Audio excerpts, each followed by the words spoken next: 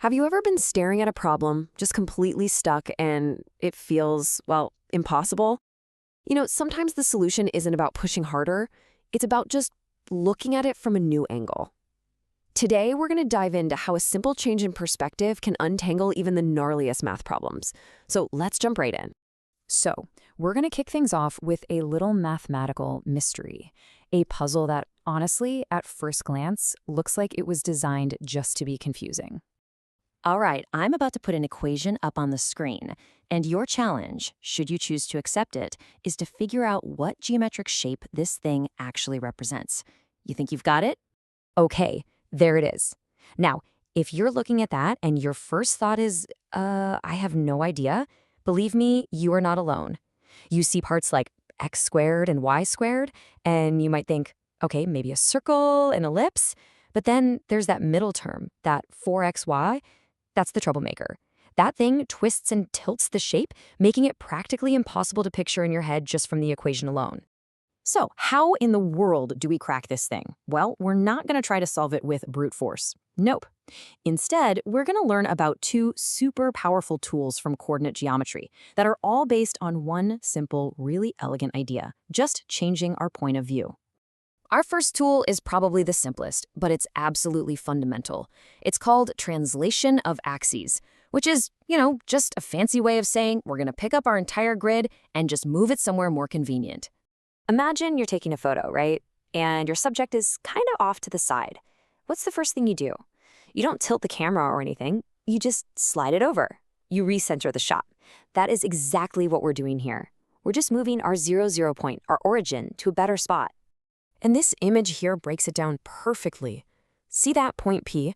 In the original black coordinate system, its address is just x, y. But look what happens when we slide our origin over to that new point O' at hk. Now, in the blue system, point P gets a totally new address, x', y'. The crucial thing is, the point itself hasn't moved an inch. All that changed was our frame of reference. And this brings us to the super simple formulas that make it all work. The original x-coordinate, it's just the new x' coordinate plus however far we shifted horizontally, which is h. And it's the exact same for y. These two little equations are the keys to the whole transformation. It's really that straightforward. Okay, so shifting is great for recentering things, but what about that twisted, tilted mess from our mystery equation?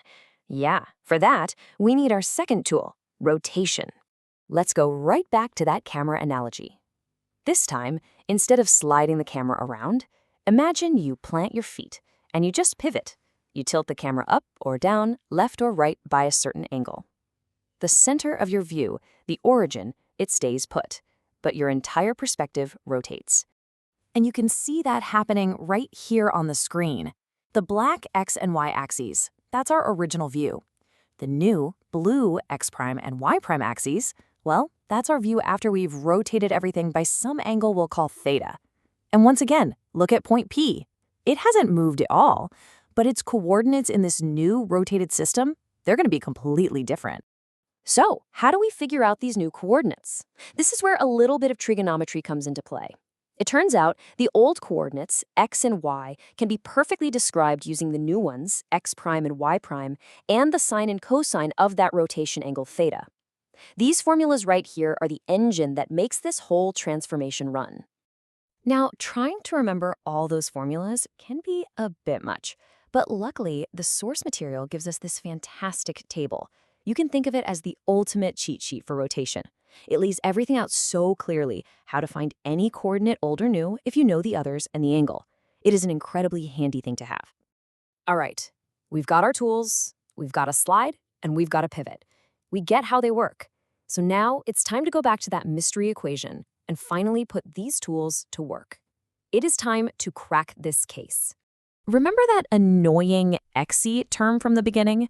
That is the villain of our story. It's the whole reason the graph is tilted and so hard to recognize. Shifting our view isn't going to fix a tilt, so we need rotation to defeat this villain. Our entire goal is to find the one perfect angle of rotation that makes that xy term just vanish.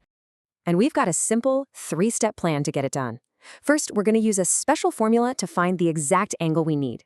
Second, we'll plug our rotation formulas into that original messy equation. And third, we're just going to sit back and watch as all the mathematical dust settles and reveals a much, much simpler equation. So what is this magic angle? Well, the source material gives us the exact formula we need. For any equation that has that pesky xy term, we can find the angle, theta, that will make it disappear completely using this formula right here. It's our secret weapon for untangling the whole mess. Okay, let's see this in action. We're going to use a similar but maybe even more dramatic example from our source material.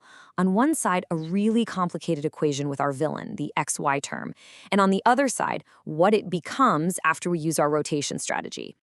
And here it is, the grand reveal. Just look at that transformation. On the left, we've got something that is super hard to picture. But then we apply our rotation formulas with that perfect angle, and on the right, it all simplifies down to x prime squared plus 4y prime squared equals 4. And that is something we recognize instantly. That's the equation of an ellipse. The mystery is solved. So what did we really do here? We didn't actually change the shape. That ellipse, it was there the whole time, just kind of hidden inside that complex equation. All we did was change how we looked at it. And that brings us to the bigger picture.